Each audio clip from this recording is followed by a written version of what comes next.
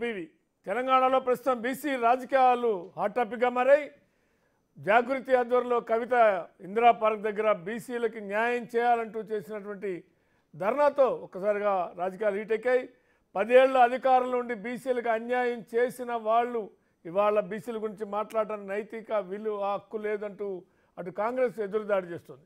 ఇక మరోవైపున బీసీ కులగణన చేపట్టిందే దేశంలోనే రోల్ మోడల్గా తెలంగాణ ప్రభుత్వం, బీసీలకు న్యాయం చేసేదే తెలంగాణ సర్కార్, అదేవిధంగా కాంగ్రెస్ పార్టీ అంటూ కౌంటర్ అటాక్ ఇస్తుంది.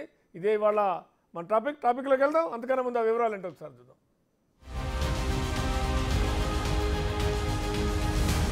తెలంగాణ రాజకీయం మరోసారి బీసీల చుట్టూ తిరుగుతోంది. బీసీలకు మేలు చేసింది తామే అంటూ అన్ని పార్టీలు స్టేట్మెంట్లు ఇస్తున్న టైంలో ఎమ్మెల్సీ కవిత బీసీ రణభేరి అంటూ ఇందిరా పార్క్ ధర్నాలో పాల్గొన్నారు. గత 10 ఏళ్లు అధికారంలో ఉన్నప్పుడు బీసీల గురించి మాట్లాడని మాటలన్నీ మాట్లాడారు. గతంలో సైలెంట్ గా ఉండి ఇప్పుడు మాత్రం చాలా ప్రశ్నలు సంధించారు. Congress party Kamareddy BC declaration సభలో ఇచ్చిన 42% రిజర్వేషన్ హామీ నిలబెట్టుకోవాలన్నారు. ప్రాంతీయ పార్టీలే బీసీలకు న్యాయం చేశాయని, నెహ్రూ కాలేల్కర్ కమిషన్ ను పక్కన పెడితే ఇందిరాగాంధీ మండల్ కమిషన్ రిపోర్టును 10 ఏళ్ల పాటు తుంగలో తొక్కారన్నారు. ఇప్పుడు బీజేపీ జనగణనలో కులగణన చేయబోమని అంటోందన్నారు. అంతేకాదు తాను చెప్పినవి తప్పైతే శాశ్వతంగా రాజకీయాల నుంచి తప్పుకుంటానన్నారు.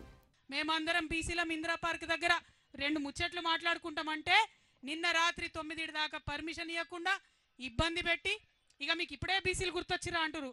చెప్తాం మీ చరిత్ర కూడా చెప్తాం. మీరు 10 ఏళ్లు భద్రంగా బీర్వాల పెట్టి తాళం పెట్టిరు మండల్ కమిషన్ రిపోర్టు. మళ్ళా కాంగ్రెసేతర ప్రధానమంత్రి వచ్చినప్పుడే, విపి సింగ్ గారు వచ్చినప్పుడే దానికి న్యాయం జరిగింది. బాజాప్తా ఓపెన్గా చెప్తున్నారు బీజేపీ నాయకులు.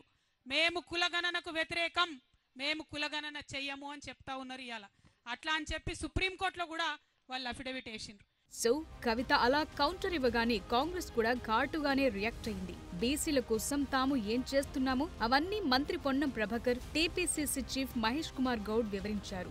సమగ్ర కుటుంబ సర్వే రిజర్వేషన్ల పెంపు కోసమే అని, బీసీ సంక్షేమ బడ్జెట్ ను 2971 కోట్లకు పెంచామని, బీసీ సామాజిక వర్గానికి సంబంధించి 10 సంక్షేమ బోర్డులు పెట్టామని, ఎంబీసీ కార్పొరేషన్ కు 400 కోట్లిచ్చామని ఇలాంటివన్నీ గుర్తు చేశారు. అంతేకాదు బీఆర్ఎస్ హయాంలో స్థానిక రిజర్వేషన్లలో బీసీ కోటాను ఎలా తగ్గించారో కూడా చెప్పుకొచ్చారు. అక్కడితో మ్యాటర్ ఆగలేదు. బీఆర్ఎస్ లో విపక్ష నేత పదవి, ఆఖరికి వర్కింగ్ ప్రెసిడెంట్ పదవైనా బీసీలకిచ్చే దమ్ముందా అని ప్రశ్నిస్తున్నారు హస్తం నేతలు.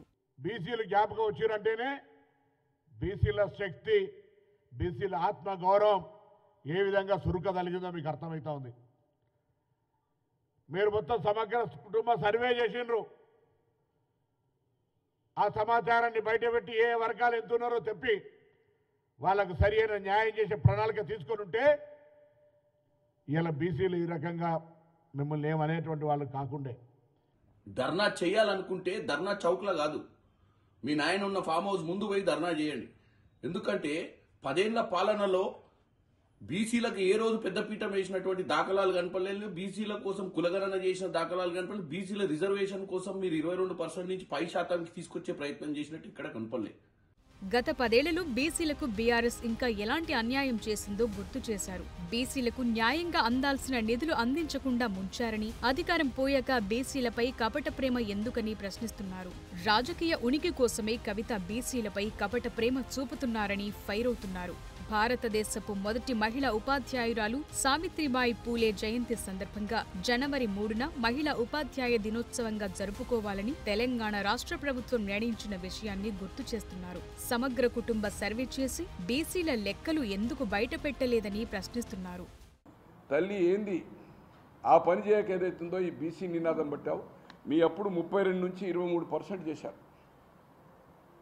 మీ క్యాబినెట్లో కానీ, కార్పొరేషన్లో కానీ, జిల్లా పార్టీ అధ్యక్షులు కానీ ఎంతమంది బీసీలకు ఇచ్చారమ్మా?